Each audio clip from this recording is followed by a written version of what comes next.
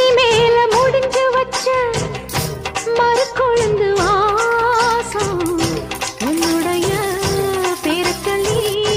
தச முழுக்க வீசும் கல்லு மேல செதுக்கு வச்ச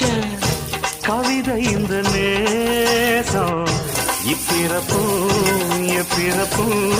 தொடரும் இந்த பாசம்